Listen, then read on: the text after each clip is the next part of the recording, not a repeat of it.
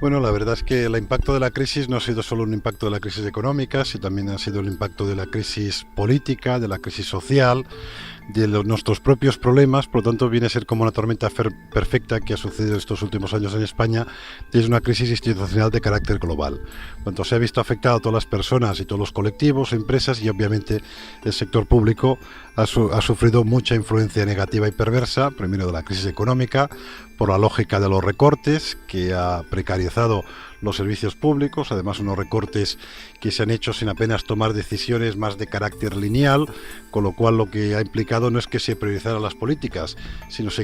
que se precarizaran todas las políticas públicas y hacerlo todo mucho más difícil y con peor calidad de servicio. Luego la crisis política obviamente nos genera problemas de legitimidad en la administración pública, porque son quienes nos gobiernan y están muy mal vistos socialmente, y esto incide en la imagen institucional de las administraciones públicas. Y una sociedad, una sociedad que la española, que es burófoba, que es muy crítica con la administración pública, y ahora el clima de crispación que hay en la sociedad pues hace que sean mucho más críticos con las instituciones públicas y no nos reconocen que hasta ahora pues hemos llegado a la capacidad de prestar servicios públicos de una enorme calidad.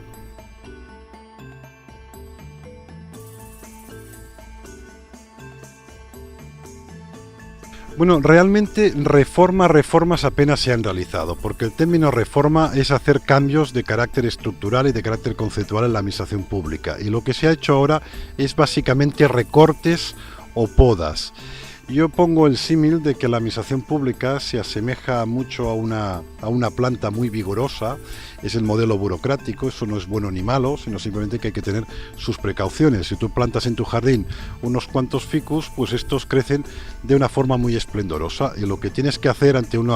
modelo burocrático que es muy vigoroso y muy esplendoroso es tener un buen servicio de jardinería, pues que vaya recortando y podando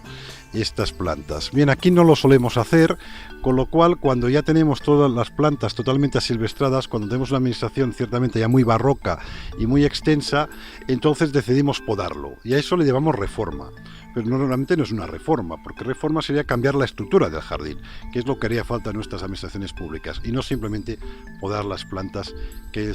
en el jardín, que es por ejemplo lo que ha hecho el Estado con el proyecto Cora, que es una poda, y además una poda ciertamente muy poco ambiciosa, y donde propone podar más a las comunidades autónomas, que evidentemente estas no se van a dejar porque tienen su autonomía,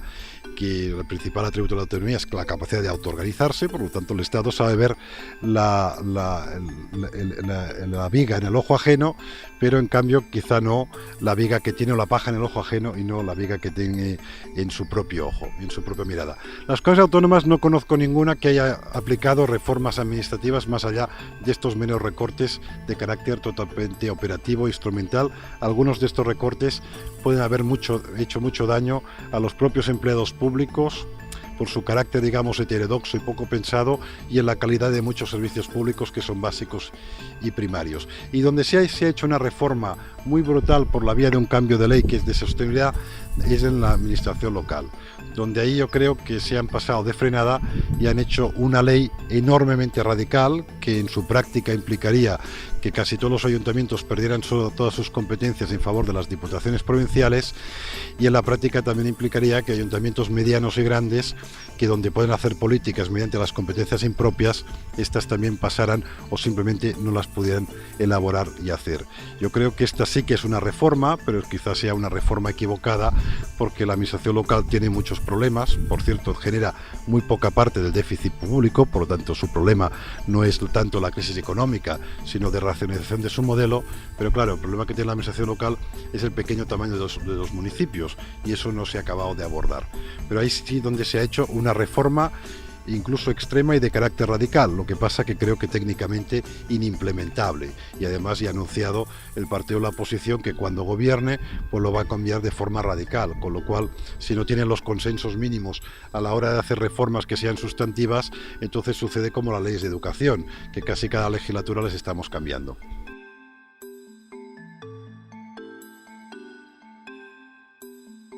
Bueno, es lo que no han hecho las administraciones públicas y lo que ha sido la base, digamos, nuclear de mi conferencia. Yo creo que tenemos que atender a 6 ítems básicos. El primero son medidas institucionales que tienen que ver con mejora de la transparencia, acceso a la información, rendimiento de cuentas, evaluación de políticas públicas. Siempre nos habían dicho que las administraciones públicas se legitimaban por la calidad de los servicios públicos. Bueno, aquí hemos prestado buena calidad de servicios, pero la sociedad no nos quiere. Y no nos quiere porque tiene un problema la sociedad española de falta de empatía con el sistema público, pero simplemente porque la administración pública no se ha dotado de recursos institucionales, que sí que ha hecho otros países de nuestro entorno, a la hora de mostrarnos mucho más abiertos, incluso sexys, ante los ciudadanos. Claro, para un ciudadano la administración pública es como una caja negra donde ve las entradas, votos, recursos económicos y ve las salidas, buena calidad de servicios públicos, pero no ve cómo tomamos las decisiones y cómo gastamos el dinero. Ahí ponemos una cortina y evidentemente esta cortina genera desconfianza, genera falta de complicidad,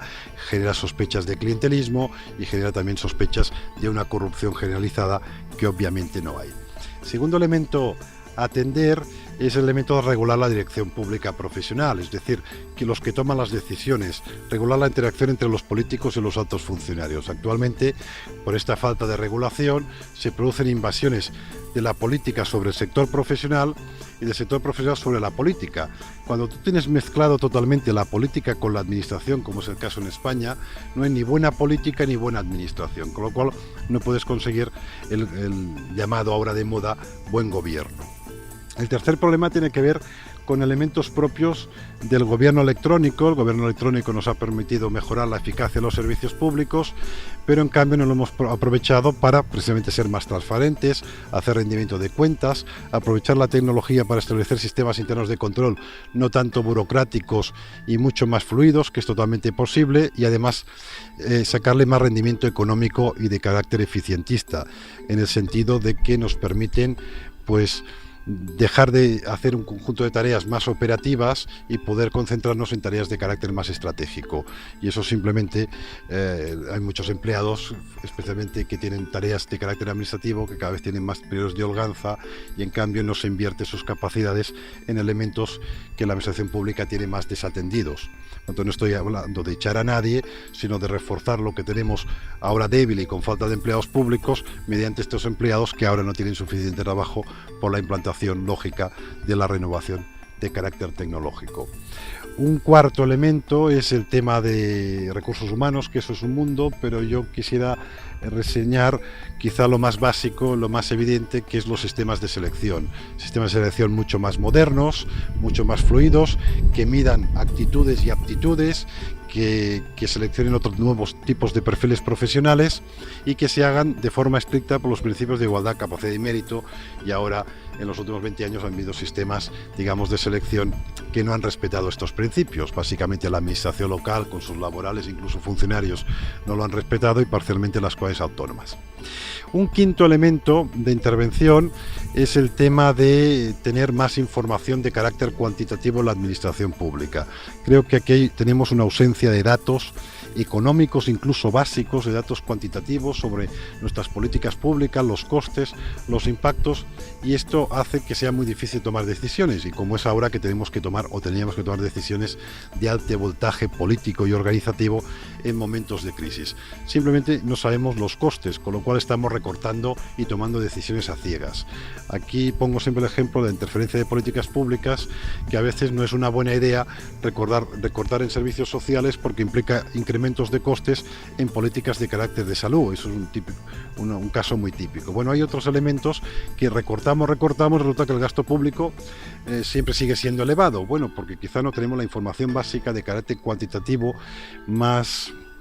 fundamental para poder tomar correctamente estas, digamos, decisiones. Y finalmente, el sexto punto es que tenemos que mejorar nuestra capacidad de gobernanza y nuestra capacidad de dirección estratégica en lo que son las externalizaciones, que llevamos muchos años haciéndolas y que en el futuro de forma inevitable se van a hacer, en lo que es esta administración relacional, aquello que dicen los clásicos de la nueva gestión pública: mejor timonear que remar, es decir, que ya remen organizaciones privadas, especializadas, que pueden ser más eficaces y eficientes, y nosotros nos tenemos que encargar de llevar el timón del sistema público.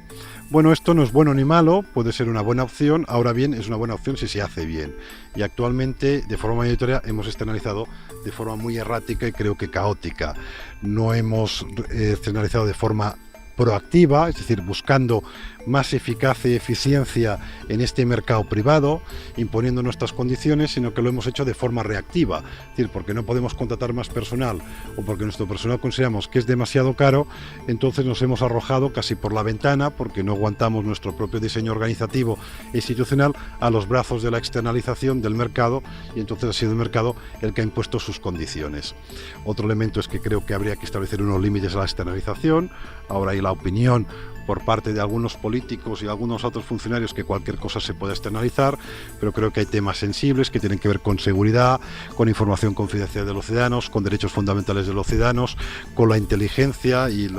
sistema nervioso, que serían las tecnologías de la información, la informática de la propia administración, que hay que tener muchas precauciones o incluso no externalizarlas jamás, porque podríamos perder el poder del timón. En el fondo esto forma parte del timón. Y finalmente, si optamos por la externalización, tenemos que asegurar el control y la evaluación, que eso es llevar el timón. Y mi evidencia empírica demuestra que muchas veces externalizamos y simplemente nos olvidamos. Y evidentemente este mercado, si no se siente controlado por nosotros, tiende a bajar la calidad de los servicios y a incrementar los costes.